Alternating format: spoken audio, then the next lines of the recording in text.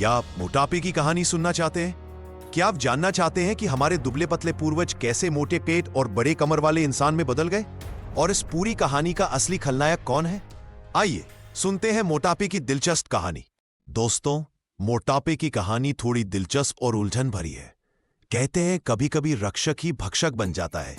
इस कहानी में वही रक्षक जो कभी हमारी रक्षा करता था, अब भक्षक बन गया है। जरा कंफ्यूज हो गए? चलिए समझाते हैं।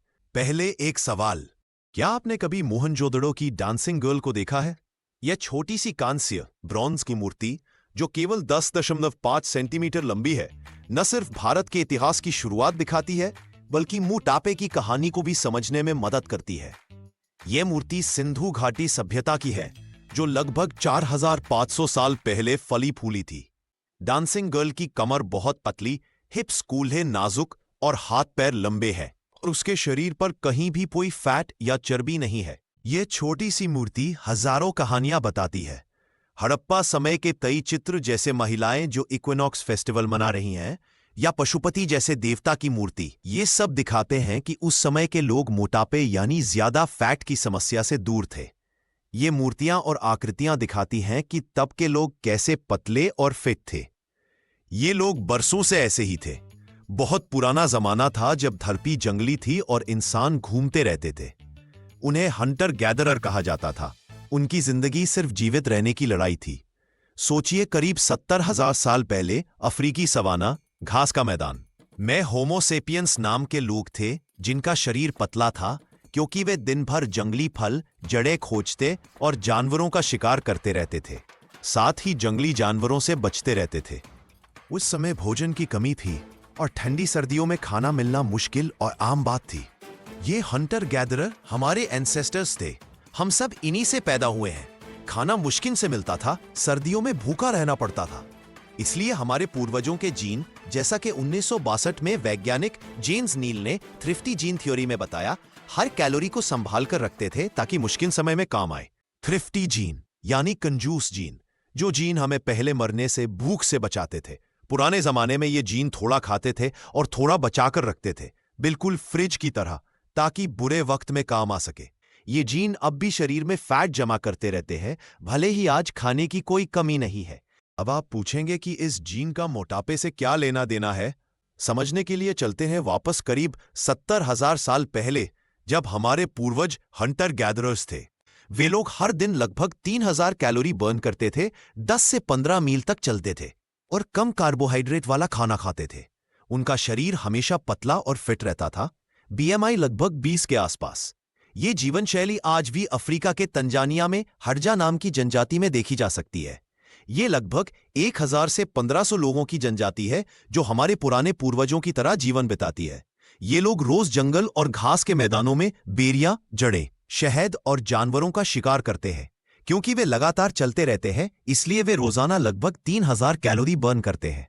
उनका खाना भी बहुत सिंपल होता है, जिसमें कम कार्ब्स और कम शुगर होता है। उनका नोमैडिक यानी घूम फिर कर रहने वाला तरीका यह दिखाता है कि हजारों सालों तक इंसान पतला क्यों रहता था, भले ही उनके शरीर में फैट जमा करने वाले जीन मौजूद थे।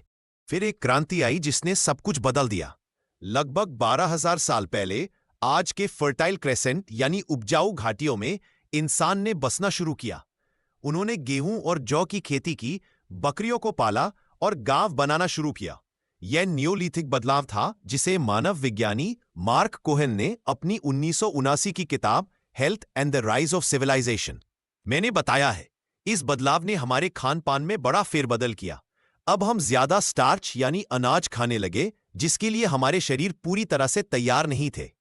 अनाज खाने से ब्लड शुगर लेवल बढ़ने लगे, जिससे हमारे पुराने थ्रिफ्टी जीन ने तेजी से फैट जमा करना शुरू कर दिया।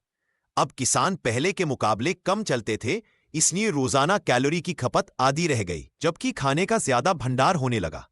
इस नए दौर में इंसान पहली बार जरूरत से ज्यादा खाने लगा। फर्टाइल क्रेसेंट, जो आज के इराक के आसपास का उपजाऊ क्षेत्र है, की मिट्टी से बनी मिट्टी की मूर्तियां भी इस बदलाव को दिखाती है। इन मूर्तियों में अक्सर चौड़े हिप्स, कूल्हे और फूला हुआ पेट दिखता है, जो शायद असली शरीर के आकार को दर्शाता है। हालांकि यह बदलाव पूरे समाज में नहीं था।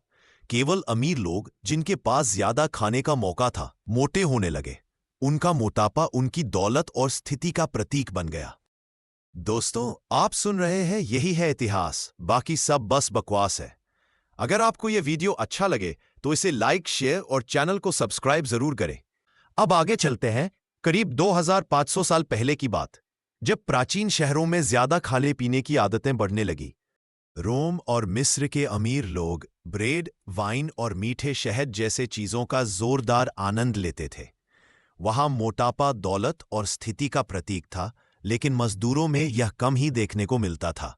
400 ईसा पूर्व एथेंस के डॉक्टर हिप्पोक्रेट्स ने बताया था कि ज्यादा खाने पीने से होने वाली मोटापा केवल एक बीमारी नहीं, बल्कि दूसरी बीमारियों का रास्ता भी है। असल में मोटापे का बड़ा विस्फोट 18वीं सदी में औद्योगिक क्रांति के बाद हुआ। मशीनों ने सस्ता चीनी, परिष्कृत आटा और प्रोसेस फूड्स बनाना शुरू किया।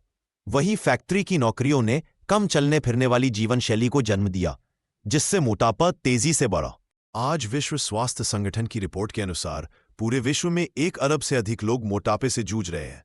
सोचिए, 2025 में एक व्यस्त भारतीय शहर जहां ऑटो रिक्शा चमचमाते ऊंचे इमारतों के पास से गुजरते हैं और युवा परिवार शारीरिक तौर पर कम सक्रिय जीवन जी रहे हैं। माता पिता आईटी हब्स में डेस्क जॉब्स में लगे रहते हैं, बच्चे स्मार्टफोन में मशगूल हैं, सभी अत्यधिक कैलोरी का सेवन कर रहे हैं। इन सब के पीछे प्रोसेस्ड फूड, सेडेंट्री लाइफ और कंजूस जीन है, जो कभी हमारा वक्षक था।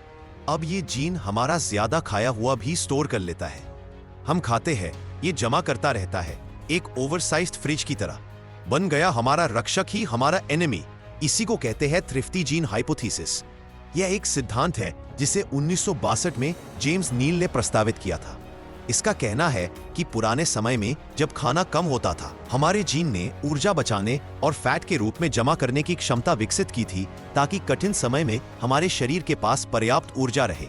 लेकिन अब जब हमारे पास खाने की भरमार है, ये वही जीन हमारे लिए समस्या बन गए हैं। ये हमें ज्यादा फैट जमा करने के लिए प्रेरित करते हैं, जिससे मोटापा बढ़ता है। भारत जैसे देशों में यह समस्या और भी बढ़ जाती है, क्योंकि यहाँ के लोग थिन फैट फेनोटाइप रखते हैं, यानी शरीर पतला दिखता है लेकिन अंदरूनी चर्बी ज्यादा होती है, जो स्वास्थ्य के लिए खतरा है। तो यह है मोटापे की कहानी। सबक क्या है? कम खाएं, ज्यादा चलें, क्योंकि यही हमारी बॉडी ने बरसों से सीखा है।